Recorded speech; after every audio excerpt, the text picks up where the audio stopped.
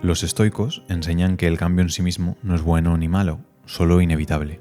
Y no hay más cambio inevitable que el que sucede cada 4 o 6 años, si tienes la suerte de vivir en un país democrático, cuando las masas salen a votar y deciden quién se encargará del futuro del lugar donde residen. Y hoy en día, tal vez por el fácil acceso a la información, o tal vez porque los personajes que llenan el día a día político son más llamativos que en cualquier otra época de la era moderna, la política está más presente y ocupa más espacio en nuestra mente que de costumbre. ¿Cómo abordamos esta ansiedad aparentemente interminable sobre las consecuencias que podría tener en nuestro futuro el poder que sostiene una sola persona? Los antiguos, pero también increíblemente modernos pensamientos de los estoicos tienen algunas lecciones que podrían resultar útiles para estos tiempos de política omnipresente.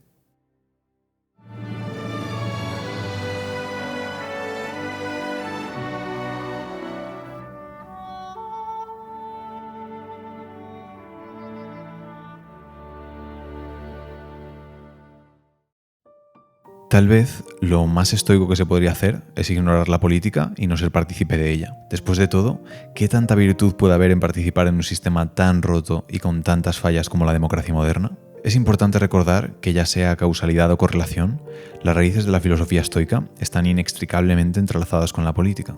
Los líderes políticos de Roma, Catón el Joven, Séneca, Marco Aurelio y Epicteto, encontraron una gran fuerza en el mandato de aceptación activa del estoicismo. A estos hombres ilustres se les unieron más tarde George Washington, Thomas Jefferson y Simón Bolívar, hombres sin cuya influencia el continente americano no existiría como lo conocemos. Sí, la política puede ser sucia y estar llena de todo lo que va en contra de los principios estoicos, pero para eso se construyó el estoicismo. Fue Marco Aurelio quien dijo: el arte de vivir se parece más a la lucha que a la danza, porque una vida artística requiere estar preparado para enfrentar y resistir ataques repentinos e inesperados. Parte del estoicismo es desafiar al individuo a mejorar su carácter. Marco Aurelio se pregunta en sus meditaciones: ¿cuál es tu vocación? Y se responde a sí mismo: ser una buena persona. La política moderna necesita cambiar muchas cosas, pero una de ellas es sin duda que la gente que la hace piense en los problemas políticos en términos de carácter.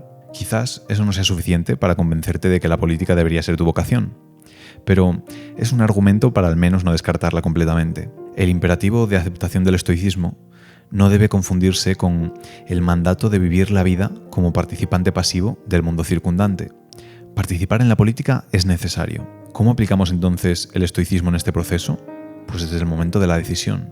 Si bien sería inútil discutir qué candidatos poseen o no poseen las virtudes estoicas, es muy importante evaluar cuidadosamente las palabras y acciones de cualquier persona que intente ganar el poder a través de los votos de la gente. Catón el Joven aconsejó que se debería considerar en silencio todo lo que alguien diga. El habla oculta y revela el alma interior del hombre. Uno debe reflexionar sobre la presencia de sabiduría, coraje, justicia y templanza en las palabras y acciones de un candidato antes y durante la campaña. Si no se puede confiar en que un candidato hable y actúe con honor antes de recibir el poder, ciertamente no se puede confiar en que lo haga después. Pero parece que todos los años hay una elección, un golpe de estado, un escándalo, un cambio radical. Nuestro sentido de lo que es una política estable se ha desvanecido. ¿Qué es lo que nos pueden enseñar los estoicos sobre cómo llevar esto? Pues empezamos con una de las más básicas lecciones estoicas: practicar la soledad y meditar, para crear una sensación de tranquilidad y determinación solemne. El tiempo de tranquilidad es esencial para nuestro bienestar físico, mental y emocional. La soledad permite, entre otras cosas, la capacidad de procesar el mundo de una manera integral, proporcionando la conciencia y la subconsciencia para reconciliar el mundo y el lugar de uno en él. Séneca veía la meditación y la soledad como un ejercicio diario en el que uno se sienta en silencio y solo para, en efecto, resumirse a sí mismo sobre su día. ¿Qué se logró? ¿Qué se perdió? Y lo más importante, ¿qué se aprendió? Ya sea que medites de forma ritualista, de acuerdo con las religiones orientales, o simplemente des un largo paseo mientras piensas profundamente en ti mismo, en tu mundo, debes dedicarte un tiempo a solas para no solo tomar las mejores decisiones, sino también para conocerte a ti mismo completa y honestamente. Esto te ayudará a visualizar los peores resultados para permitir una gestión saludable de las expectativas y comprender las circunstancias y vías que permiten resultados no deseados para prevenir o minimizar su realización. Los estoicos se refieren a esta disciplina como visualización negativa. Hazte la pregunta: ¿qué es lo peor que puede pasar? Experimenta, aunque sea de forma prospectiva, todas las consecuencias físicas, económicas, emocionales que conlleva que cierta persona esté en el poder. Esta disciplina permite reconsiderar y recalibrar las expectativas de una manera que puede estar más alineada con la realidad ya que como humanos tendemos a esperar demasiado nuestros éxitos y subestimar las debilidades y amenazas, sin mencionar el impacto de variables desconocidas. La visualización negativa adecuada también pinta una imagen de aquellas vías que conducen a fallas o pérdidas, lo que permite al estoico identificar los indicadores de alerta temprana e interrumpir cualquier avance hacia resultados indeseables. Epicteto decía: lo que importa no es lo que le sucede, sino cómo se reacciona ante ello. No controlas lo que sucede en cada elección, pequeña o grande. Tú controlas tu parte, tu participación, lo que hiciste para llevar a la persona que piensas que podrá generar más beneficios a ti y a los tuyos. Dicho esto, reconocer que no controlas realmente el panorama general no significa que tus acciones no importen. Tu trabajo es controlar cómo reaccionas y cómo lidias con las cosas que están bajo tu poder, igual que cómo tratas a las personas en tu vida. Eso, probablemente, incluirá intentar convivir en paz con aquellos que tomaron decisiones diferentes a la tuya.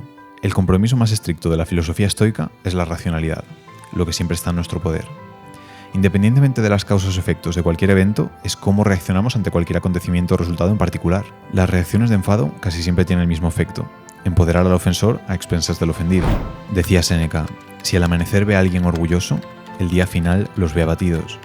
Nadie debería confiar demasiado en el triunfo, nadie debe perder la esperanza de que los ensayos mejoren.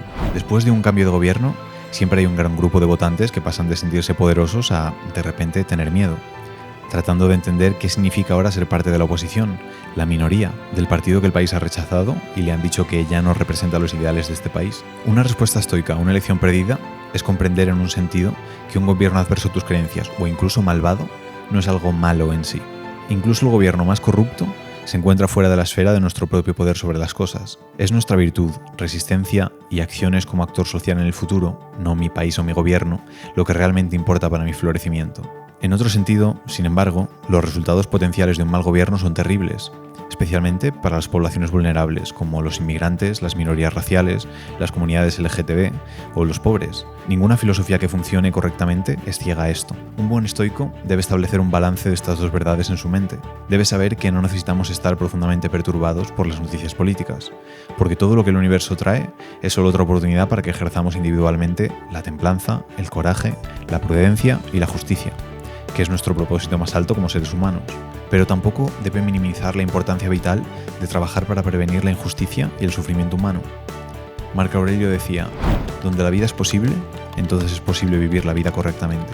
Lo que está enterrado en el mensaje de Epicteto y en los mensajes de otros estoicos es que su filosofía no fue diseñada para condiciones perfectas, fue diseñado para las imperfectas. Muchas de las historias más inspiradoras que asociamos con el estoicismo surgen de los peores elementos de la humanidad, de la esclavitud, de la guerra, de la tortura, del encarcelamiento.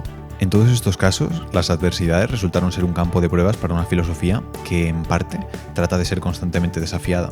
Entonces, estos cambios de poder e ideología pueden retarnos de muchas maneras para descubrir qué significan para nuestras identidades y roles civiles ser parte de el otro lado. Es un cambio, pero la fuente del florecimiento de los estoicos sigue en pie. Los reveses son parte de la vida humana. Como decía Séneca, la felicidad, la vida que fluye sin problemas, está completamente bajo su propio control. Y si tienes alguna duda, solo tienes que preguntarte: ¿qué haría un estoico?